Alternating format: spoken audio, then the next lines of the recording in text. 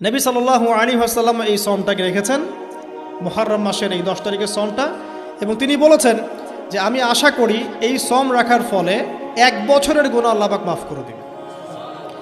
এবং একজন সাহাবী এসে জিজ্ঞাসা করছিলেন যে কোন মাসের রোজা রমাজান মাসের পরে সর্বোত্তম। নবী সাল্লাল্লাহু আলাইহি ওয়াসাল্লাম বলছেন রমাজান মাসের পর সর্বোত্তম সওম হচ্ছে মুহররম মাসের সওম। 3-4টা বিষয় নবী সাল্লাল্লাহু আলাইহি ওয়াসাল্লাম কখনো ছাড়তেন না। ফজরের আগের 2 রাকাত সুন্নাত, মাসের 3 দিন রোজা রাখা আইয়ামে বীজের, তারপরে আপনার আরাফার সওম, এবং এই যে মুহররম মাসের সওম। এই সওমগুলো নবী সাল্লাল্লাহু আলাইহি ওয়াসাল্লাম কখনো ছাড়তেন না।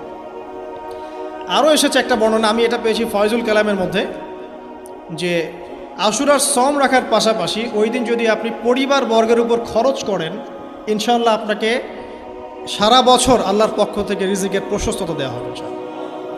তো পরিবার বর্গের প্রতি আপনি খরচ করতে পারেন। নবী সাল্লাল্লাহু আলাইহি ওয়াসাল্লাম বলেছেন যে ইহুদিরা একদিন রাখে, 10 তারিখে সওম রাখে। আমি যদি বেঁচে থাকি ইনশাআল্লাহ আগামী বছর 9 তারিখ বা তার পরে, কোনো বর্ণনা এসেছে একদিন আগে 9 তারিখে সওম রাখবো। তো আমরা 2টো রাখার চেষ্টা করবো। কয়টা?